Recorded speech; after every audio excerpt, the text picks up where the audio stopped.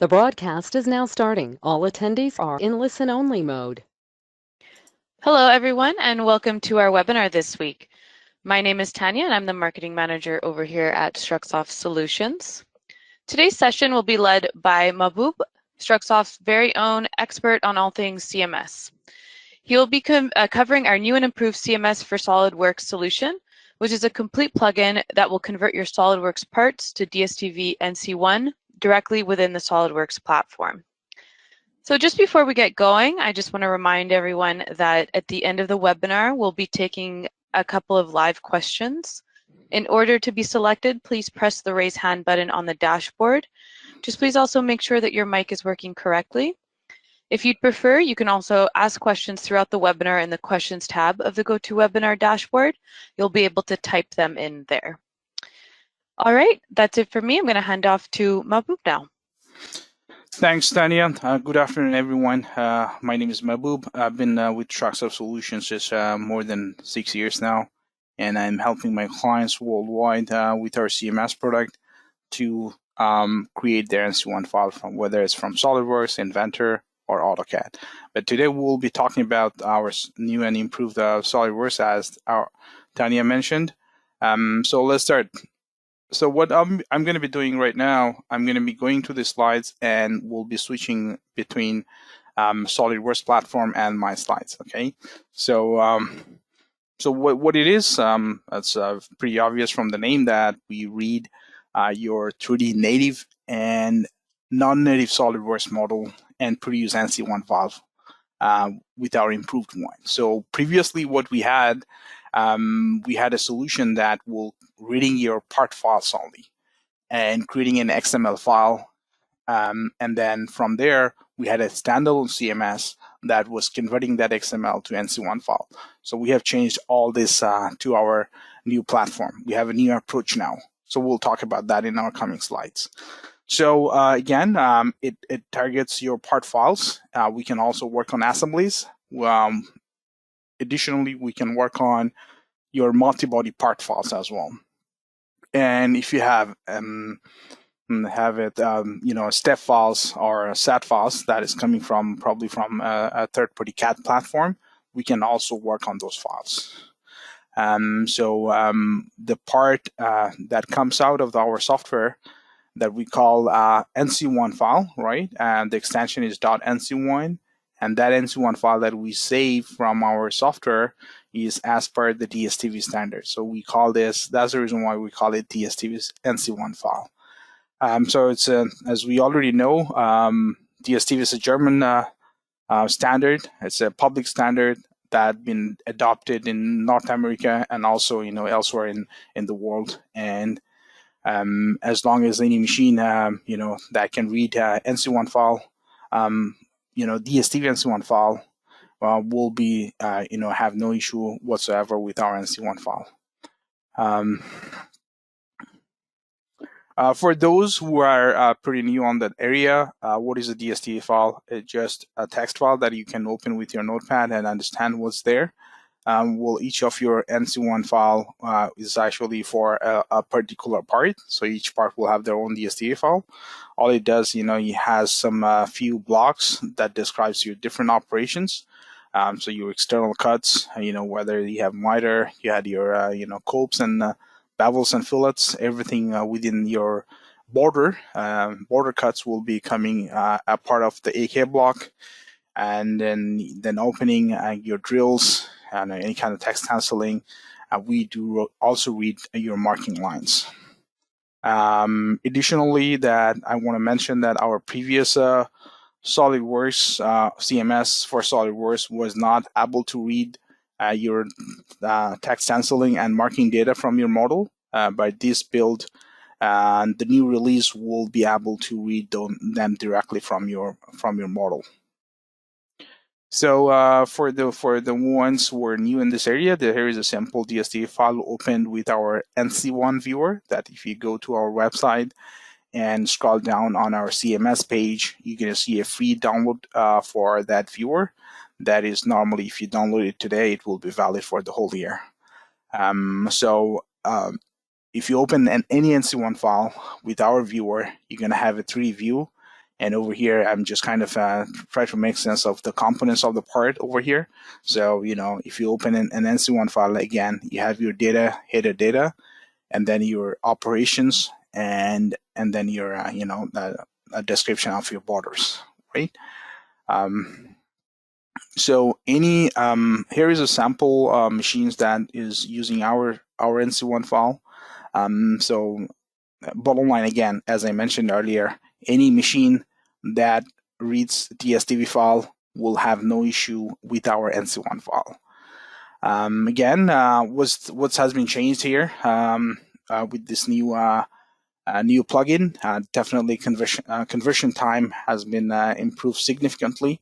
We can say almost like instantly the part will be produced on your SolidWorks platform.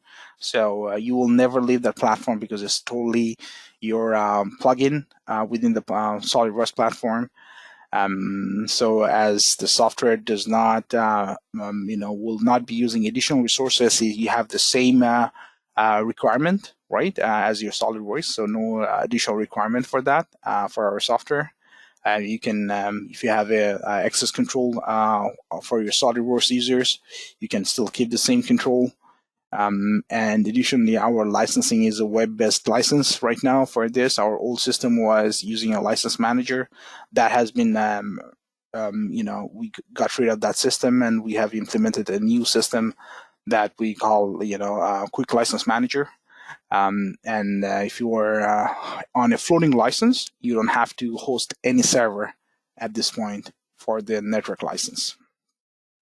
And we have significantly changed on our modeling requirement when it comes to the SolidWorks parts. Only thing that you have to make sure that's, if you want to produce an NC1 file for a specific portion of your model, that portion of the model needs to be a single body part. So as we mentioned in our previous slides, that we do work on parts, a multi-body part. Well, we definitely do that multi-body part, but the multi-body part will need to be converted to a single body, multiple parts. Okay, so that's how we handle multi-body parts. But the basic rule that if you want to produce an NC1 file, the part has to be a single body, because NC1 file is designed for a single body part. So you have to have a unique part, and then from there you produce your DSTV file to be, technically describe all the operations and borders to the DSTV file, right? In terms of your modeling approach, there is no restriction. It could be a weldment part, could be an extrude body, any direction. We had a limitation previously that we could have, we were only able to do blind direction for the extrudes. Now we can do any direction. That's not a problem.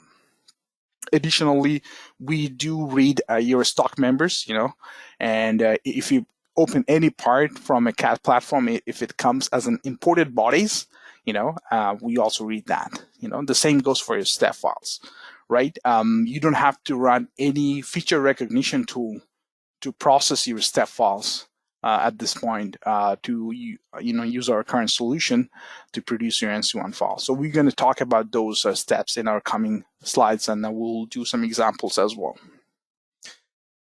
So we just talked about what's the requirement in the modeling, but if you want to do more automation on converting your parts, to speed up your process, we ask for 2 additional information that you can provide on your SolidWorks property is the shape size, the size, what size we are working with, right? So you do need a size to work with. Otherwise, the software will not have a clue, like what kind of part or the size that it's working with, right? And additionally, you have to give a part number. If you want to produce, let's say if you are working on an assembly level or a multi-body part level, we need the unique part number for each body so that we can produce NC1 file as per your part number. So it will grab your part number and save it as the part. So let's say part number 1.NC1, part number 2.NC1. So that's why we need that. So let's say, as I said, it's for automation purposes, right? So what if you don't have it on your properties and you don't want to do that, right? So if you kind of do that manually, right? If you want to do that, we do have a shape catalog that coming within the tool. So you can just, click on there, look for your library standard, go to your profile code and select the size that you want. And then you can add it to the part. Or you don't know the size name, you can use our search tool. You can just give it, few, parameters, and you can query that, and then it will give you a list that matches, kind of those kind of parameter that you just entered over here. And then based on your need, you just select the right one, and you can add it to the part. Right. Additionally, let's say you already have your part, the part, but you just want to add it quickly. Just type it in quickly and add it to the part. So we have a command for this one as well that you can manually type in and add it quickly to the part. So again, just to repeat my previous thing again, that shape size is only required if you want to just do the more automation, right? So you just want to just one click and you have your NC1 file. Otherwise, you just have to manually select your size or enter your size or search your size from the library, right? So it's a quick thing. So for the automation part, let's talk about a bit more over here. So as you know, your DSTV has some header data. So we can actually map few header data from your property. So you can just drag and drop anything that you have on the list from this properties is coming from your SolidWorks part right now. So I can just drag and drop anything on those lines, right? And the shape size that this is a must that I would say for automation. At the same time, if you have a quantity layer, we can grab it as well, and the same goes for your naming convention. If you have your part number, or if you don't have it, and then the software will go and grab the name of your part, right? The document name, right? So let's say abc.SLDPRT, right? So it will just save it as abc.NC1, right? And at the same time, you can also dictate where do you want to save your NC1 file. So all your NC1 file, no matter where you work on your directory for the SolidWorks, all of your NC1 file will be headed to a single directory. So once this setting has been done, to create an NC1 file from your SolidWorks part is just one single button. So you just click on DSTV, and then your NC1 file is ready to go. So let's just do an example and see how it works. So I'm going to go to my SolidWorks platform and grab one part for me. So as you see, this is a tube that I have here, right? So I have a bunch of drills and text stamping here. I have also some marking lines here, as you see. All I have to do is once I have that information over here, see that I have the part number, I have my description, the sizes here, and then I have my quantity also. All I have to do is, generate DSTV. And over here, as you see, this is your DSTV window where you can see your NC1 file, the text NC1 file. So let's do that. So I click on there. And there you go. Right away, you have your NC1 file ready here, right? And this is this NC1 Viewer window is pretty editable as well. So let's say your machine does not want to read your SI text stenciling block, you can just get rid of that. So let's say I just want to keep that one block just for visual purposes here. Let's say I want to keep this too. So I can just delete anything that I want from here as well. So we can, and then so let's do that. And I just kept only one text stenciling just to show you you can also do some quick changes. Definitely when you have more understanding of the DSTV file, then you can achieve that, right? So all you do is just right click over here on those changes. And by the way, before going there, as you know, the part has already been saved as per your document name here, right? That's the targeted location that I had on the desktop and then NC1 folder. So what I'm doing right now, I'm just gonna, when I say save on the part that I just made the changes, it will update directly to that working directory. So current text saved is to the working directory. So okay, And I just had my first NC1 file over here, right? So I just want to verify, as I mentioned, we have a free viewer where you can verify your NC1 file quickly. So I'm just going to go ahead and open my viewer. So I'm going to copy paste the same path that I had my NC1 file located. And as you see over here, this is my NC1 file. That's, as I see, a bunch of drills. I had a miter over here as well. Those are marking blocks. As you see, once I click on that line here, that comes as a KO block. So KO is for marking lines, right? If I just go to my top flange view here and zoom in here, as you see, this is the text stenciling thing that I had. Only one text stenciling document here on the line, and I deleted the other ones, right? Just to show you that quickly. Working on an angle would be a good one. So let's say open an angle here. Just have to make sure that I have all my information there, and then I just click on generate DSTV file. It right away gets my NC1 file over here. So as you see, that includes all of my drills from top and bottom flange. So if I just do the same thing over here to verify that equal angle here, should be updated somewhere. There you go. So you see the angles are coming all right. Okay, so pretty straightforward. All you have to do, make sure that you have your basic information on your part, which is your size or and your part number. Okay, and then it's just one click to produce NC1 file. So going back to my slides here. So okay, let's what about multiple configuration, right? We can work on your multiple configuration as well. All you have to do is switch from one configuration to the another one, and you have to kind of manually go one by one and produce an NC1 file. So I'm just going to show you a quick example for that one. So going back to our SolidWorks model, make sure that I have the right part open here. This over here. So as you see over here right now, I had an NC1 file already being produced for one of the configurations. So I'm going to go back to my config here. So the first thing I'm going to go to, let's say I go to my 013 config.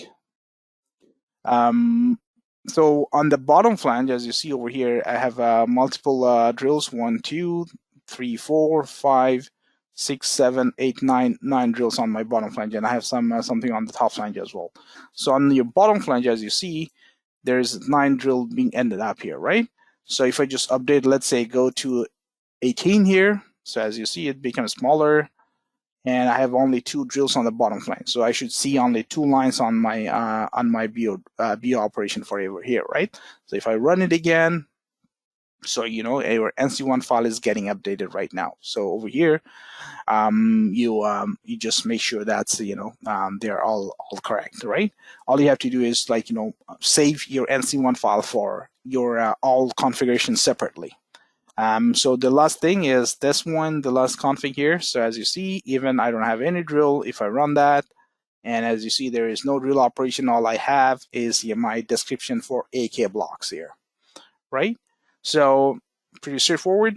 Go to your configuration one by one and save your files. Okay, so now multi-body parts, a SolidWorks part, right?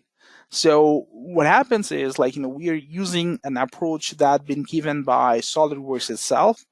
So when you open a multi-body part on our platform and you try to generate your DSTV file right away, the software goes to a mode that detects multi-body part, right? And then it brings an option that's been given from SolidWorks API, whether you want to save your multiple parts as a part, you want to save them as a part, or you can just create an assembly. There is a two-way to go ahead. So you can have multiple SolidWorks part and you have an assembly as well. Anyway, when you just do that on the assembly part, because your assembly will contain multiple SLDPRT parts. So your choice, how you want to go forward. In most cases, definitely the going to assembly would be your easy bet to create your NC1 file. So let's go ahead and do the same example here. Okay, in multi-body part, I'm launching that multi-body here. So kind of repeating the same process. Well, by the way, you can also, to work on multi-body, let's say you want to create something quickly, you just need that angle only, right? Not that those plates. You can always suppress those, and you can just work on your part directly over here. So I set that orientation, I rerun it. So as you see that the NC1 file just been created. So if I just go back to my viewer, and if you just go back to my NC1 folder as well, this is the file that I just created. I think this one here. Yeah, there you go. Right, I had only 3 drills over there. Right. So what if, like, I don't want to do that. I want to work on the parts, not suppressing them. I want everything to be processed. So all you do, as I said, is click on Generate DSTV, and then it will right away recognize that this is a multi-body part. So you go either with assembly, or you can just create your parts, right? And then you can name them as you want, or you can just auto-assign names. So it's your choice how you want to go ahead. I can also create an assembly as well. So it will create both my parts and my assemblies. So, and then it can just go ahead. And it's in right now, as you see, it's an internal process of SolidWorks. I can just rebuild that. And at the same time, I should see my new assembly file here as well, right? I'm just going to minimize that to see the actual one. So over here, that's your new assembly file being created. So, that goes to our next step. So how you work on your assembly, right? So given that, let's say I don't want to work on assembly, I want to work on the part level. So I can just go back to that folder and work on those parts that I just created from that, right? So I can just open that UA here. So once this is done, all you have to do is generate DSTV, right? And then here you see that your NC1 file has been created. Do the summary over here for the part files is like, you run your generate DSTV command, and it goes to you, bring you to a platform where you can save it as a part files or your assembly files, right? And then you, based on your preference, you work on those files. So let's move on and go to our next slide. We want to work on an assembly level. So what we need actually. So the first thing that, as we mentioned at the very beginning, that I need to have the shape size information assigned to all the parts that you want to work with, right? And you have to have the part number because you are now batch processing your assembly parts from the assembly. Because when you are on an assembly level, your UCS for each part is might be different, right? So you have to make sure that you have done the set orientation for all of your parts that you want to convert to NC1 file, right? And then from there, you just one click button within the SolidWorks platform that will convert your NC1 file. So let me show you an example. That's a small example that I have here for a small assembly. I have my my part number. I have my my shape sizes over here. All I have to do is create DSTV file. I can tag a member that I want to produce, or I can it's a very simple, a small one, right? And let's just generate DSTV from here. So all it does, it just creates a folder on the targeted location with the name of your assembly, and on that folder you will have all the NC1 file dumped over here. So if I just copy that path and try to see those NC1 file, I can just paste it over here, and as you see, I have my channels 1, channel 2 with miter here, and I have a plate that with the slot here, right? So it's pretty straightforward, all right? All you have to do is make sure that your parts, when you're in the assembly level, you are fulfilling that three checklist, right? So once this is done, it's just one single button click to produce NC1 file. So the last thing that I want to talk is to work on step files or a set file, right? So when it comes to a step model, for example, right? It could be a single body part, it could be a multi-body part, or an assembly as well, right? So once you open that part on your SolidWorks, the SolidWorks will SolidWorks process will kicks in, right? It will either treat it, it will recognize it as a multi-body. If it's a multi-body, if it's a single body, it will come as a single body part. And if it's an assembly, then SolidWorks will run a process where it will create multiple parts for you on that assembly, right? So let's say, for an example, I'm just gonna open a single part first, okay, and then I will show you an example that I have done before, that how it will work on a big assembly, which is a step assembly. Okay, so let's go back to my folder. Let's try to open a single. Let's say I'm trying to open a step file, right? So I hope I have something here. Do I have this? Is that I'm just trying to I'm looking for a single body step file at this point. There you go. So once you come in here, as you see, this is a single body step file, right? All I have to do is, I don't need any process over here. You can do run the diagnosis. It's up to you, but you don't need it, right? So let's say if I do that, it's the same thing again, right? So as you see, this is your part. You just opened it, but right now when you open that part, this part has been saved as an SLDPRT, right? All you have to do is, before running that, just save it as a part file. So and right away, if I just click on generate DSTV, it will give me the NC1 file right away. So as you see, a few drills, and if I just open that part with my viewer and go back to my NC1 folder, name was this one here. So as you see, if I just zoom in here, I was able to see that I have my slots here, my drills over here, and I was able to capture all the drills and slots, right? So this is what happens, when you process your SolidWorks step files on your SolidWorks platform, right? So to give you the last example that I mentioned, that what happens, you have something which is multi-body, right? So if you just open a multi-body part, for example, so let's say, I have this one. It's a big one that we have on that screenshot over here. So if I just try to open it, as you see, I already had that on my process, so it has individual component level, right?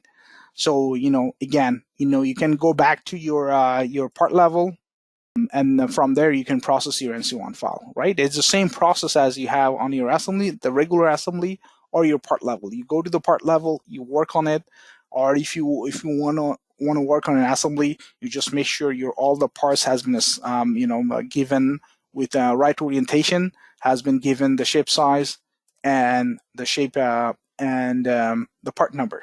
All these three information is given, and then you can batch process your parts from your assembly. So that's pretty much it that I wanted to show you today, and I'll take questions now.